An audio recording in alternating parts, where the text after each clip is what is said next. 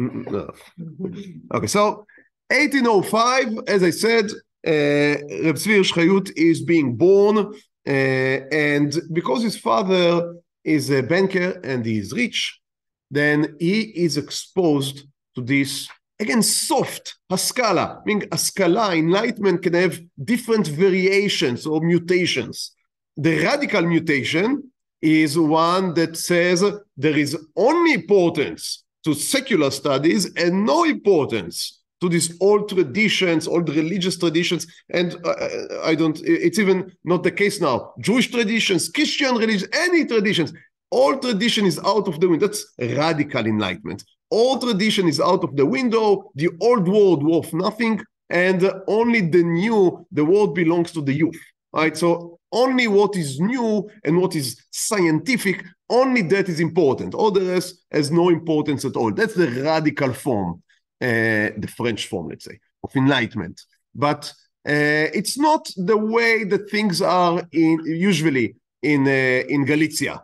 Even when enlightenment begins to come in, then many of those that are learning secular studies, they are still traditional. But they say we can incorporate into our traditionalism, into our religion, into our avodat Hashem, we can also benefit from secular studies. And that's basically what Reb Tzvi Hirsch Chayes is being raised on.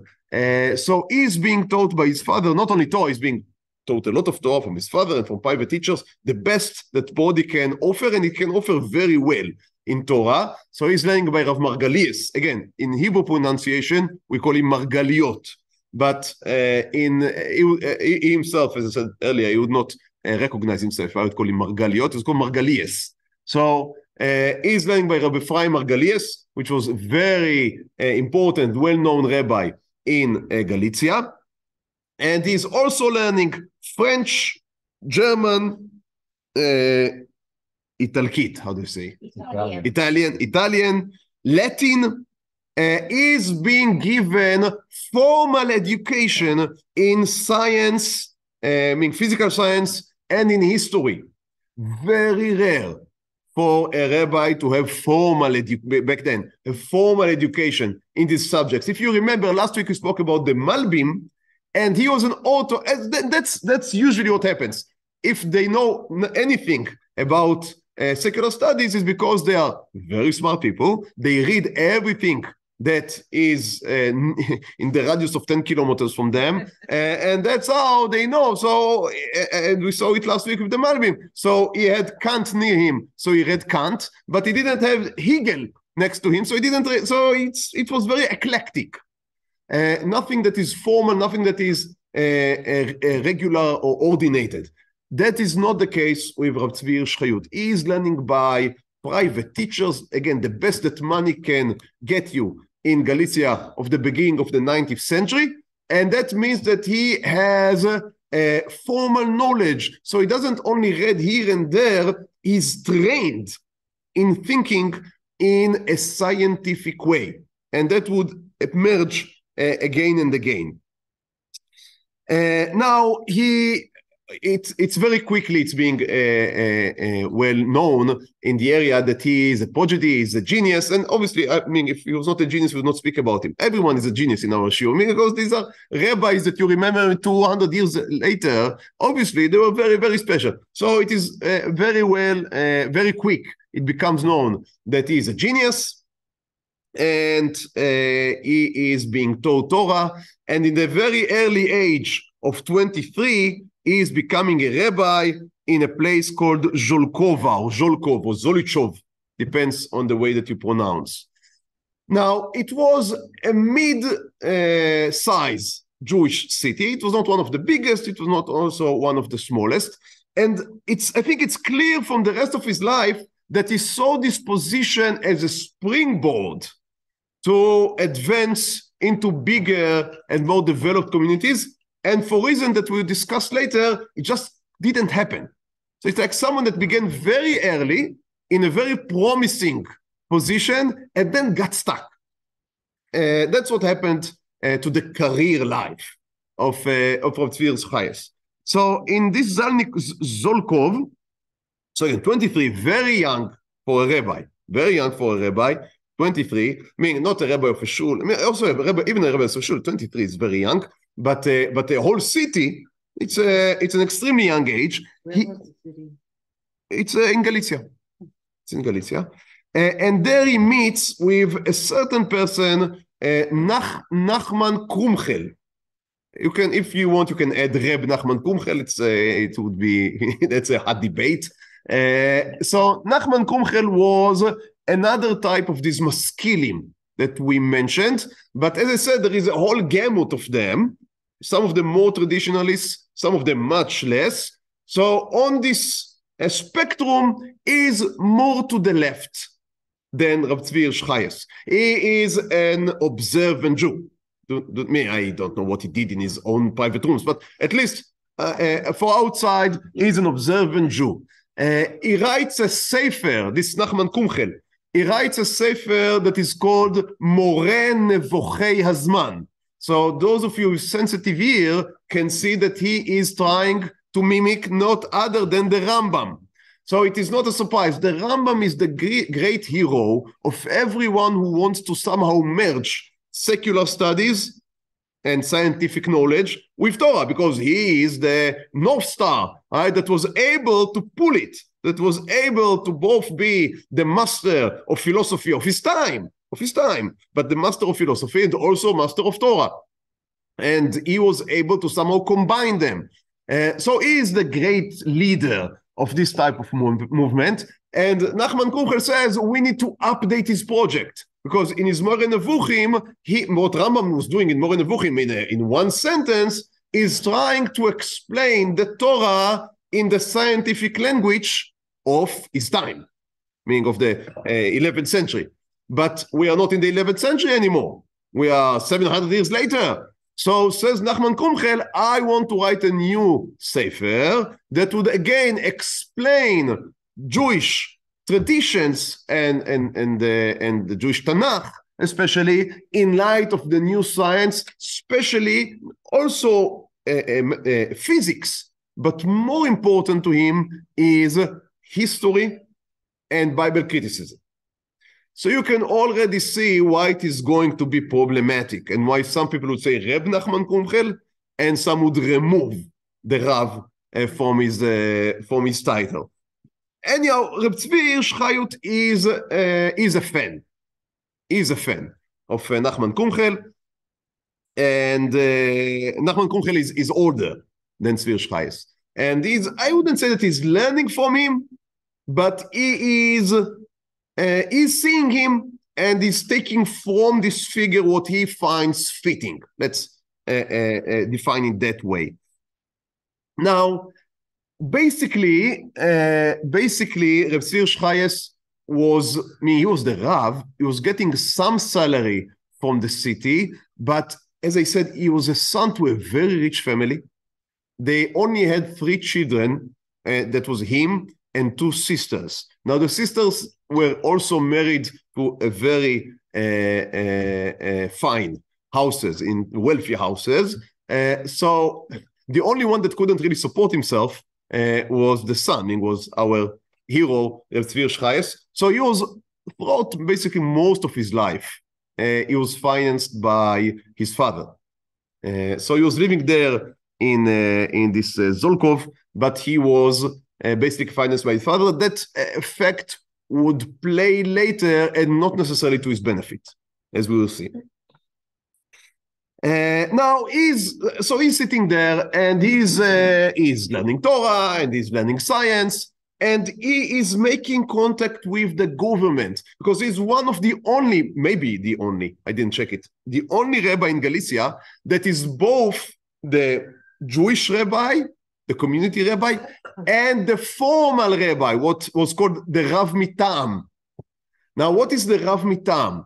The Austrian government in the beginning of the 19th century, as almost all Western governments or Central European governments in Europe, said, how can we make the Jews a little less Jewish? It's a thorn in our side that you have these Jewishy Jews. how can we make them a little less Jewish? So one of the way is tempering with chinuch, with education. But the problem is that the rabbis, meaning the old school rabbis, are standing and they understand the what may be the effect of tempering with education. So they stand against it. So what would the government do? The government say, if you want to be a rabbi is a formal position. So a formal position, there are certain requirements. One of the requirements is that you would have a science degree. I mean, you want to be a rabbi, you want to be a community leader, it makes sense, right? You must have a university degree. But in the minute that you put that, all the old school rabbis are out of the window, because no one of them, it's part of being old school that you do not have a university degree. If you have a university degree, it's by definition that you are, if not a reform, then you are very, very much to the left. Now, Reb Tzvi Hirsch, so what in many communities they have done was they really had two rabbis. So one was the real rabbi, that if you had a halachic question, you'd go to him. And the other was the rabbi registered by the government. And he was a doctor to something. Sometimes he was the physician of the community. Sometimes he was the pharmacist. It's a whole very interesting story to itself, this rabbanim mitam. Now, some of them understood their place. So they got some salary. They were responsible to the communities to register new married couples and babies being born, etc. And they did whatever the real rabbi told them. Some of them took their position very seriously and competed against the real rabbi. And then it sometimes came to clashes, as we'll see again later in our shiur. Reb Tzvi Hirsch was maybe, as I said, I'm not sure that he was the only one in Galicia of the time, but I'm sure that less than one hand, we can count them, of real rabbis that were also the Rav Mitam, because he was able to get a degree from the University of Lvov. So in his position as the formal rabbi and also the real rabbi, he was working with the government in different committees, we'll say, and different decisions. So, for example, he was on the committee of how Rabbanim should be chosen all over Galicia. Now, that is very important. That Orthodox, again, it was not called Orthodoxy back then, but we can already identify it as the emerging Orthodoxy. They had a voice, at least, in the formal committee, because otherwise the field would be completely dominated by the reform. So that was one thing. The other thing was very, very interesting. So the government said, you Jews, you're so poor, and that is because you only want to work in Geschäft, right? You only want to work in selling things and buying things, and we do not want you to import and to export, because there are so many documents you have to fill for everything. As I said, highly regulated. Instead of doing all of this trading and rebate loaning that you are doing, abandon all of that. Let's make you into farmers. That was the idea. So they were trying to work with the Rabbanim to make the Jews into farmers. It was not a great success, but that was not necessarily anti-Semitic. And Reb Tzvi Hirsch was cooperating with the government on trying really to at least to keep some of the Jews out of this miserable poverty that they were doomed to. Okay, now you cannot be so enlightened, even that he was a rabbi, he was a real rabbi, he was very much knowledgeable in Torah, and he was pious in his own private life. They didn't help. When the Hasidim saw that he has a degree from university and that he is cooperating with the government, that means that he's a maskil, and that's it. And they made his life miserable. Protests and things thrown on his door. It's miserable life. And that's why in a certain point, not very late after coming there, a few years, he said, I want to leave. I want to go to a big city where I would have people that would be more, that would appreciate what I am doing, and they would be able to lead them. And we would speak about his attempts, but just to understand the social situation, Jewish social situation. We are speaking right now about the 30s. In the 40s, in the end of the 40s of the 19th century, something very important is happening in 1848, and that is the spring of the nations. So in the whole of the Habsburg Empire, many of the nations are standing up and they say, we want independence. Also the Polish are standing up and demand independence. So Galicia is becoming, again, a very difficult place to be in, especially if you are a Jew. So are you Polish? Are you Dutch? Are you German? What are you? So, and you have to pick a side, and choosing a side, picking a side is very dangerous. It's a very dangerous gamble. So the whole thing was very dangerous. In a place that is now I think nowadays it's called Lebov, as I said earlier. I think that back then it was called Lemberg. That is the German name. So in this Lemberg, there was an old school rabbi that was called Rabbi Yaakov Orenstein, a very well-known rabbi, very great posek, and he lived to an old age. When he was niftar, they didn't yet choose a rabbi, the community. So there was a small element of what we would now, again, it was not called reform back then in Galicia, but just to make our life simpler, I would use these flag terms. So there was a small element of Reform Jews. They wanted a temple instead of the old synagogue. They wanted an organ. They wanted whatever they wanted. So they brought, I don't even know how to call him, a rabbi, a preacher. They brought a man named Avraham Cohen. That was his name. John Smith. And named Avraham Cohen. And they brought him in to serve in the temple they built. But because the community could not pick a rabbi, they saw an opportunity to make this Avraham Cohen into the rabbi of the whole community. So they were able to influence the government to pick this Avraham Cohen and to make him into the formal rabbi, they said the Rav Mitam, and there was no real rabbi, so he really assumed the role of the rabbi of the whole city. And this was a big Jewish city. That is not this Zhalkov. It's a big place. And the big traditionalist Hasidic element. And when the Hasidim understood what is being brought upon them, and that is that someone, this Avraham Cohen was, he was throwing halachot out of the window. He participated in the Braunschweig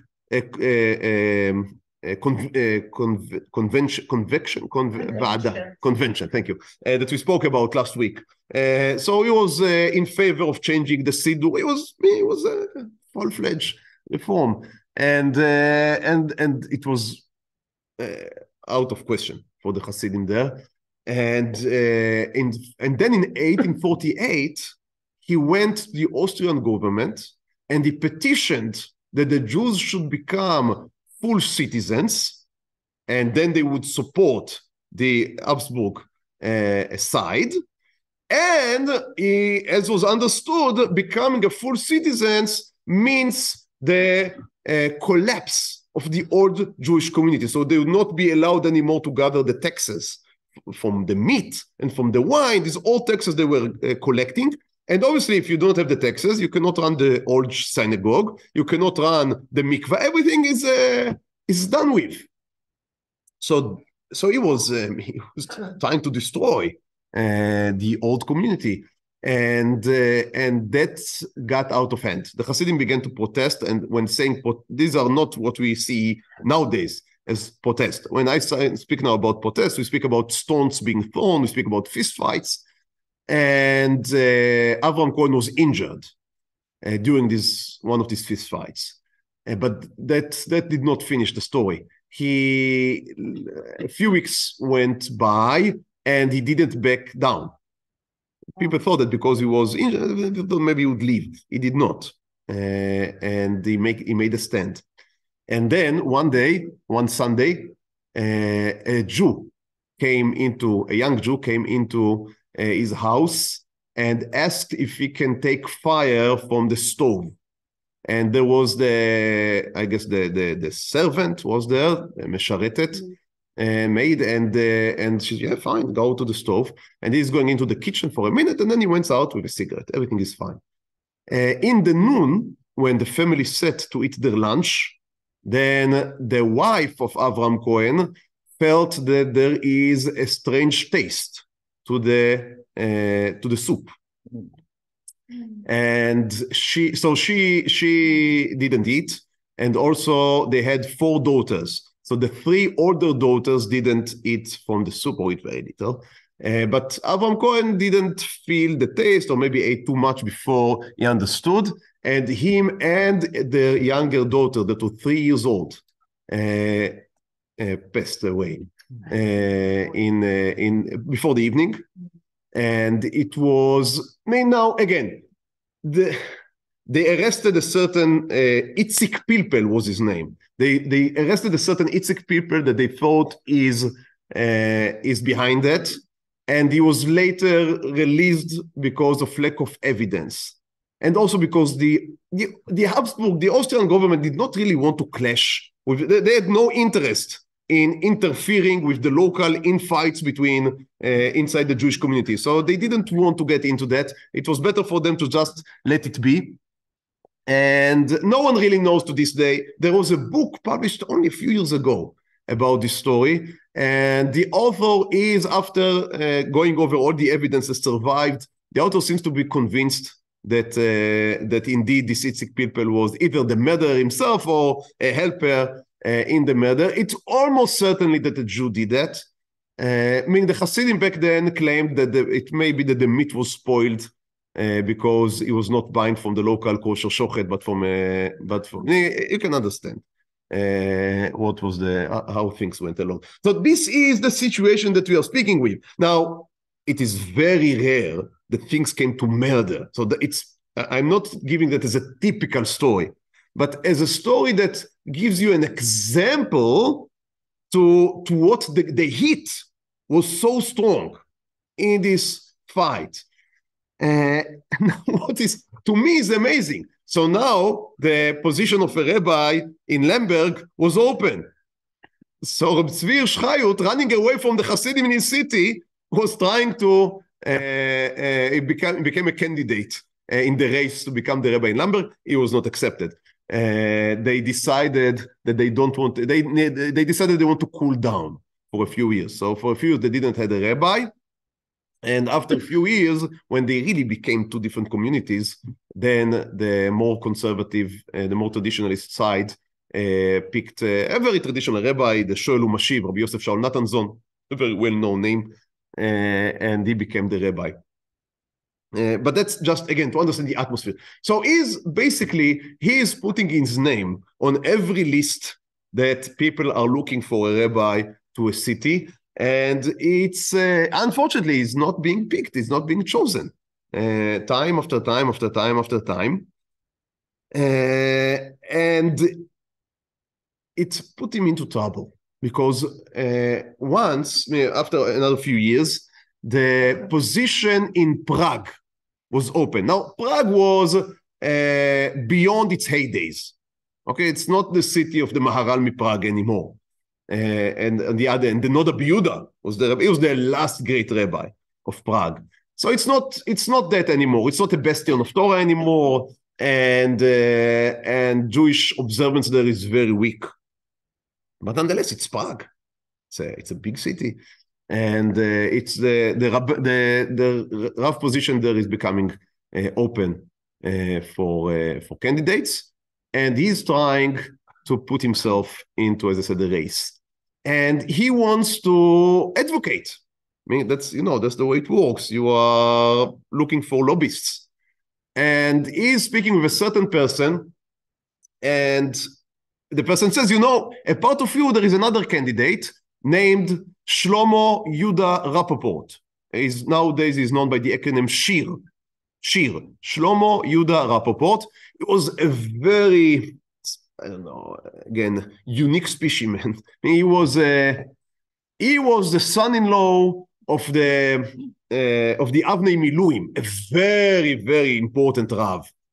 And again, it's seemingly observant in his own private life, but he was very, very open, very modern, and he was, in his beliefs, he had some very, I don't want to say heretical, but again, very to the left beliefs regarding the author of the Psalm of the Tanakh and the dates that the Tanakh was written in, and how you should relate to Chazal and to the Ragadeta, etc., etc., etc. So he was but he was playing a game. He was not, he didn't write it explicitly. He was writing oddly in letters between him and his friends. So it was a very strange game that he was playing. He did not sign on the letter, and all the Orthodox rabbis signed on the letter condemning the Reform convention that I mentioned earlier. He did not sign. He had different excuses why he didn't sign, but he didn't sign it, which raised the suspicion of everyone.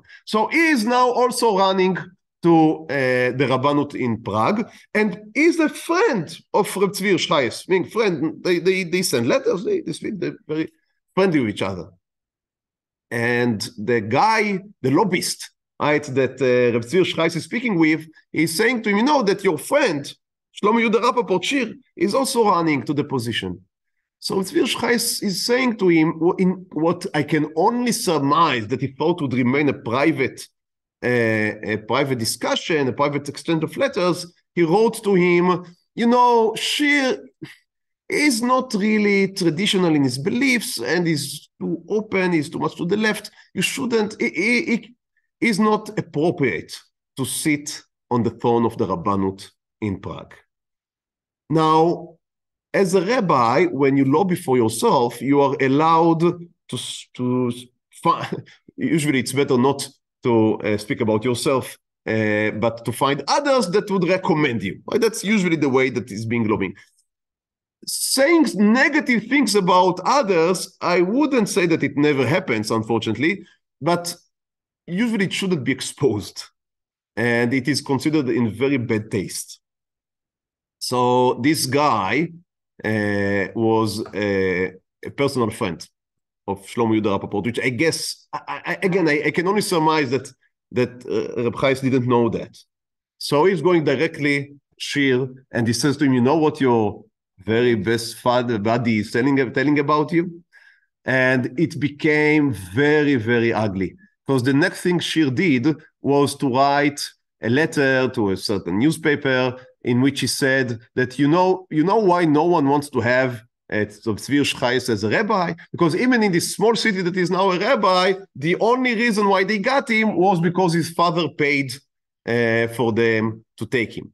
Now, that's a lie, almost for sure. That's a lie, but it's a little more complicated. That's why it's caught. Why am I saying it's more complicated? Imagine that someone that let's say this shul is choosing a rabbi. Now, one of the rabbis coming up and says, you know, a part of all the good things that are in me, you should know that I have my own fortune, so I don't need your salary. If you pick me, it's for free, or for a very simli, how do you say? Nominal fee. So is that a bribe? I mean, you don't pay an official in order to be chosen, but you are competing not only with your good potential to become a rabbi, but also with lowering the price. Complicated. I don't know. Is that considered a bribe? I really don't know. And I'm not even saying that it happened in such a direct way, but everyone knew that he's being financed by his father, and that the shul or the community where he was didn't really need to pay all of his expenses. Why would that be a negative thing? Okay, so I think that's how many people would see it. Others would say that means that you were not chosen for your rabbinical abilities. So it's complicated. And that damaged Rab Chayes, meaning it really smeared his image. And it was really unfair in a way. I mean, again, I'm being honest. In a way, it was part of his own doing, because he found himself speaking not very highly on the other candidate, and it's backfired. It backfired, which for us, I think it's only we should learn from it. We should just learn from it. So he was not able. I mean, in Prague, it was Shir in the end that was chosen, and again our hero remained in this small springboard from which he was supposed to jump. Anyhow, while he was trying to be chosen to all of these cities, he also made contact with the Khatam Sofer, which was very old at the time. And he said, that's the first source that you have here, that's from 1833. So Reb Tzvi Hirsch is only 27 at the time, right? Between 1805 to 1833, yeah, 27. And he says, 28. And he says, I want to become the rabbi. So he's writing to Khatam Sofer, he has an halachic question, but he says, you know what? A part of the halachic question, I have another thing I would ask a favor. I want to become the rabbi of a city named Uben Yashan, and it's close to Pressburg, to where the Khatam Sofer was stationed. So I need your help. I know that they hear to what you say, so I ask you to speak for me with them. I'm sure that if you would send them a letter of recommendation, then they will choose me. And he has a whole description of himself. He says, I was born to a certain man, and I sat and learned, and I am no worse than any other of the candidates. It's not nice always to see the backstage of how Rabbanim are being chosen. 28. He was very young. Kind of young. It also that kind of sets the stage for the way his behavior. Very well, maybe. I think it's a very good. Considered young then, or yes, was? Yes, it was. Yeah. So you know that's a great limud zchut. A kid going for a job in business and like take me because this is what I'm, like lahavdil. Like saying, Yeah, not understanding, you need to. Yeah, I guess, and yeah, maybe he was born to, as I said, to a rich family, and he was maybe feeling a little entitled, and it takes time to understand that life are not as sweet and and swift, and he explains, and then he says to the Khatam Sofer, I really want also to be your student, so if you choose me as the rabbi, if you'd help me to be chosen as the rabbi of this Uben Yashan, then I would, obviously I would be listening to what you say, and I would continue your line, right, your methods, etc. Now, it is not clear to us, we have no מכתב, we have no response of the Khatam Sofer, either to him directly or writing to the people of the city. We just don't know. It may be that he wrote, it may be that he did not. We have no knowledge. This not knowledge is opening the stage for a very interesting debate that continues to this very day. Now, Reb Tzvi Chajes would continue to write and to correspond with the Khatam Sofer till the Khatam Sofer would be niftar for years. We'd have questions and they would have debates, and we'll speak about some of them because they're extremely interesting. Was the Khatam Sofer a fan of Reb Tzvi Chajes? Or that he was speaking with him and writing with him just in order to keep him in the Orthodox camp? That's a very big debate between the students already in the generation after the Khatam Sofer. The more right-wing students of the Khatam Sofer said, Khatam Sofer speaking with such a person with a university degree and is a modern rabbi. How can it be? The Khatam Sofer is the man of Chadash Asur Min HaTorah. Everything new is not permitted, it's banned. So how can you speak of Tzvi Chajes and express his appreciation to him. So the whole thing was, I wouldn't say a show, but the whole thing was a way, to pat him on the back and to strengthen him so he would remain Orthodox and not chas v'chalila cross the lines to the reform, as happened many times. Now again, for us, it is inconvincible. We would imagine a rabbi of a city suddenly crossing the line to the reform, or a Rosh Yeshiva, a big yeshiva, crossing the line to the reform. I don't think in the last 20 or 30 years it happened even once. But back then, the dividing lines were not as clear, much more blurry. And yes, people moved. Usually they moved to the left because that was the spirit of the age. Nowadays, by the way, we have many conservative rabbis that are moving to the right, which is an interesting phenomenon by itself. But Orthodox rabbi moving to the left, that's, as I said, I think it's very rare in the last 20, 30 years. Returning to our discussion, so that's one way. And the other way, the more left wing, if you would want, of the Chatam Sofer students say, no, we can see by the way that the Chatam Sofer appreciated and advanced and spoke and corresponded with Hirsch, you see that Chatam Sofer thought that you can be a very right wing in places in which it is needed, but you can also be very modern if that is what your community needs. So it is a very interesting question, what was really going on. And the real question is, did the Chatam Sofer really recommend in the end on the people that are taking the Chajes, but just didn't, for some reason, didn't work out? Or that he just spoke nicely to Chajes, but never in the end really worked for him to be appointed as a rabbi in a big city. So again, that's a question mark. That we cannot answer. We cannot answer, but very interesting. However, as I said, it began a correspondence between the Maharatz Chayut and the Chatam Sofer, in which they debated how to approach the questions of modernity and of enlightenment. And it's some very interesting debates.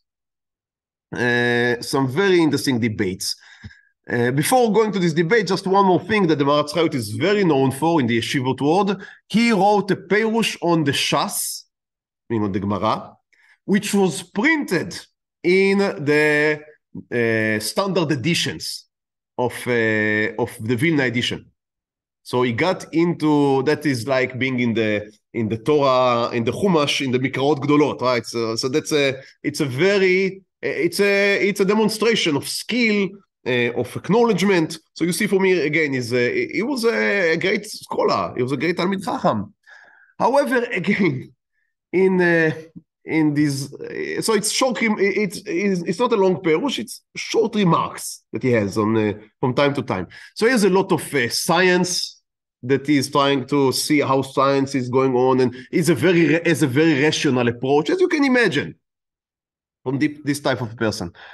And again, he was attacked by, you remember, I mentioned his name a few minutes earlier, Reb Yosef Shaul Natanzon, a very traditionalist rabbi, and he attacked the commentary of Reb Tzvi Chajes without naming him, without calling a name, but he says, in a commentary written by Achad HaMaskilim, which was already a term that was used to signify people that may be off the derech. So in a commentary written by Achad HaMaskilim, it says it's a very bad commentary because he's either saying things that others said before him, or that he's saying incorrect things. So a very blunt attack on Hirsch Chajes. I don't know of any response, but you really didn't need to have a response. If you're being printed in the standard editions, then you're on the horse. So again, it was very complicated. By the way, the specific issue that the Shalom Mashiv was attacking the Maharatz Chayut on, Maharatz Chayut was completely right. Because later, I mean, the Shalom Mashiv couldn't know it because it was not printed in his day, but the Perush of Rabbeinu Hananel, which is 1,000 years old, said just exactly the same thing as the Maharatz Chayut said. So he was disputing Rashi, which raise the ore of the Sholem Eshiv, but he was right in raising another Perush, another commentary, because he was really, without knowing it, he was really following in the footsteps of one of the early Rishonim. So that's an interesting insight. Now, returning to the correspondence between the Chatam Sofer and the Maharatz Chayot. So, one question that was very high in the air for already 100 years in the time of the Maharatz Chayot and the Chatam Sofer was the question of late burial. Now, what happened was that in the German states, there was this concept that maybe we are wrong with timing people's death. And they had this, I don't know, it's almost an obsession, that they thought that people are being buried while they're still alive, and then they are trying to knock on the coffin and they cannot go out. There were horror stories, all of them wrong, but there were horror stories. So it became a law in some of these, it was small states. In some of these states, it became a law that you must wait for 3 days before you bury them. After 3 days, if he didn't breathe for 3 days and it began to smell, you know that you can bury him. I don't know how they came up with 3 days. You know what? Maybe for 3 days you wait for Tchiyat HaMetim. I don't know. But after 3, I'm sure that a lot was written about it. So maybe it's part of that. But only after 3 days you bury the dead, and they made it into a law. Now again, they made it into a law because according to the science of the day, you cannot be affirmative that a person dies just because he stopped to breathe. Because maybe it just has some type of blockage, and he would revive later. That was science. That was science. And now what would the Jew do? The Jews, what would they do? Meaning, we know that we have an halacha that you must bury the dead, and it is better in the same day, not even wait one night. In a case of a need, if the relatives are away, we wait one night, but not more than that. So it became a very hot issue. Not only between the Jews and the Gentiles were not so worried that maybe you would bury some Jew while he's still alive. I'm sorry, but that's how life were.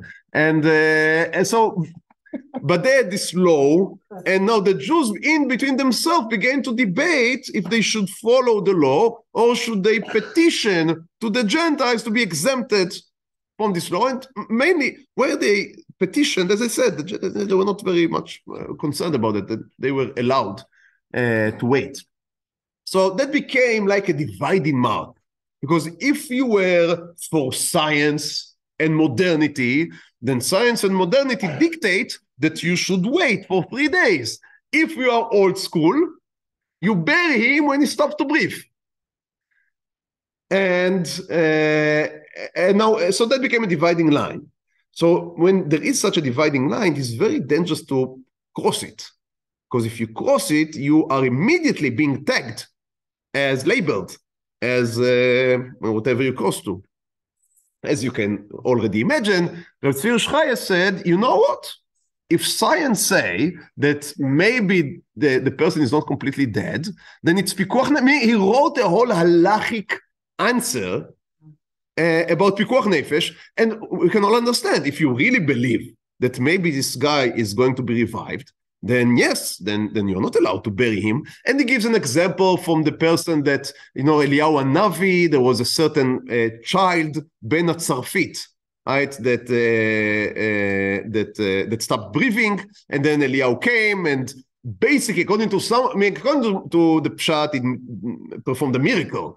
But according to some of the Pirushim, he made how it's called, RCP, that you are...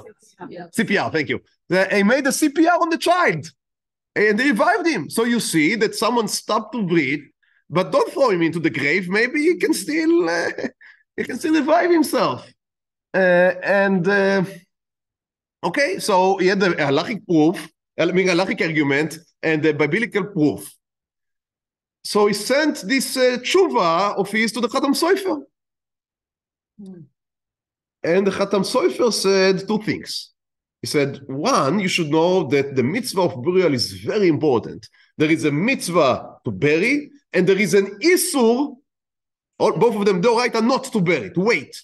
So that's one, it's very, very important. So you should only play with it when you have a certainty, right? A certainty that there is really a doubt. And B, for the last how many thousand years, we are burying people when they stop breathing. So that is our tradition, and Chadash assuming is repeating his line. Chadash assuming the Torah. And Reb Tzvi Chajes responded. He said two things. One, from where did you get it? There is a mitzvah aseh to bury and an isur to wait. According to most of the halachic opinions, there is only an isur to wait. But the need to bury is only a derabanan. And there are even some opinions that the whole thing is a derabanan. This is the Chavot or the Chavos Yair. So that's one. So he argued on the halachic basis. And B said, why Chadash should be asur? That is not the right way. If we are being taught something that is scientific and can be true, then we should incorporate that into our halacha. And that was, if you want, if you wish, that is the birth of modern Orthodoxy. This debate is the minute of birth, because what Reb Tzvi Chajes is saying is we do not necessarily have to choose between science and tradition. We can have an interplay, an interaction between, we are completely adherent to our tradition and to halacha and to mitzvah, completely. We are servants of God. It's not some type of a compromise. Modern Orthodoxy is not, at its best, it's not a compromise. It's an ideal. It's a statement that we are the servants of God. God put us into this world, so we are trying to understand this world in the best method, best way that we can, that we have. And the best method nowadays is the modern scientific method. That was basically his argument. And the Chatam Sofer answered. The whole thing was recorded by Reb Tzvi Chajes in one of his books. So the Chatam Sofer answered. And again, very interesting two answers. So regarding the first point, he said, I know that according to the majority opinion, it's only a one deoraita and not a two deoraita. But in our day and age, it's always good, he says, leha'alot et ha'isur, meaning to say, to upgrade, right? To upgrade the halacha. If you can add more tanks, right? More rifles, more power to the halacha, put it on. Why? Because back then, the reform movement was disregarding to the Rabbanans, but they were still, at least in theory, they were still following the Deoraita. So the Chatam Sofer said, if you can make everything Deoraita, you should go for it. Mm-hmm. And regarding your second question, I'm telling you, he says, if you'd open the door to new winds, the whole house would collapse. So maybe in theory, I can agree with you that science, etc., can be incorporated. In theory, everything is beautiful. In theory, the Rambam is completely right. But we do not speak about 6 million Rambams running around in Europe. We're speaking about regular people. And for the layman, what you are suggesting is a disaster, because it would cause the complete collapse of Jewish traditional beliefs. And that is obviously the Haredi answer or the Haredi response to modern Orthodoxy. Right? They say you may be right in maybe if science is correct, then science is correct. But we should think about what is the educational price that you pay. Look at your schools. The educational price that you pay for opening yourself to everything modern and to general society, which there is no other way to do it. If you want to incorporate science, you need to learn to be exposed to general society. That comes with a very high price tag. Is it worth the price? Sofer says no. And Reb Tzvi Chajes say, I really cannot choose otherwise, because that's the last answer in the Sefer. He says to the Chatam Sofer, but I cannot lie. Right?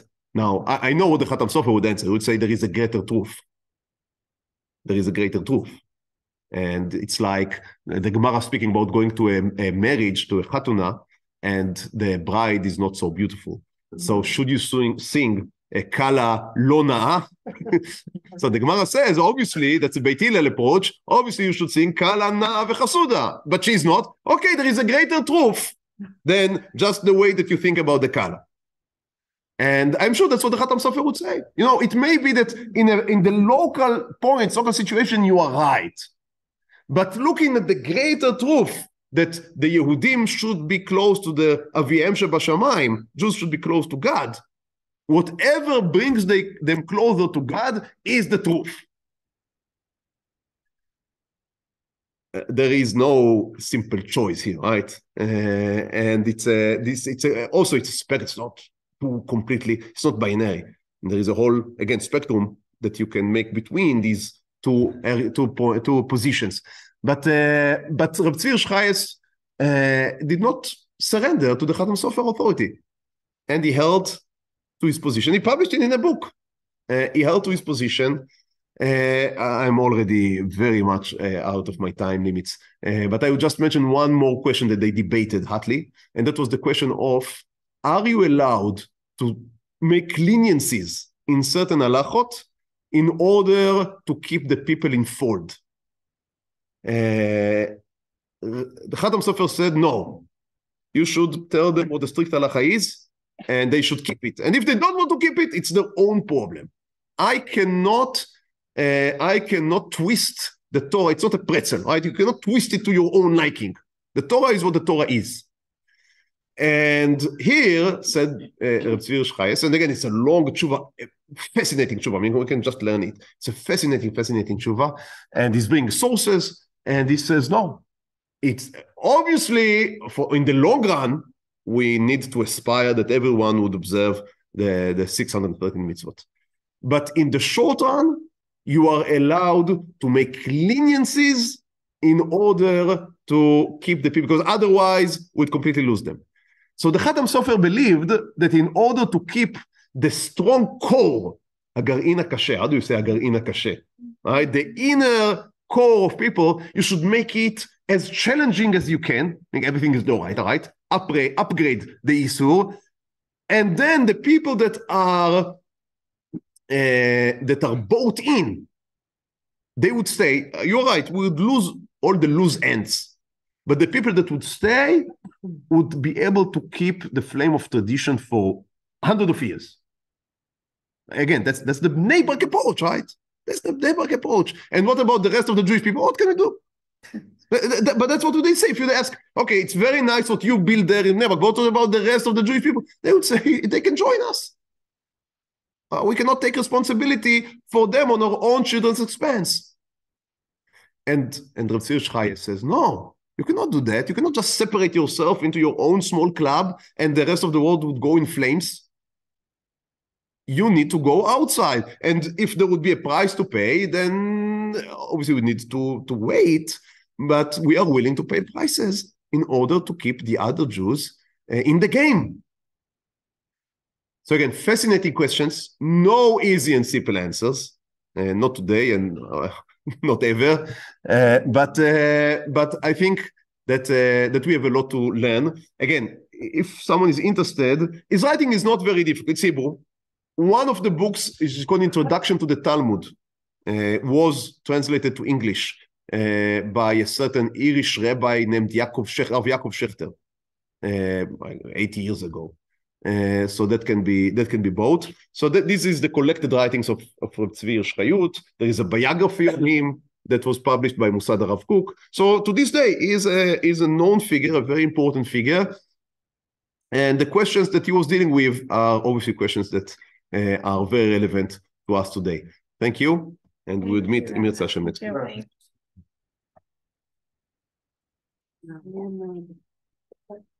Bye-bye. Thank you.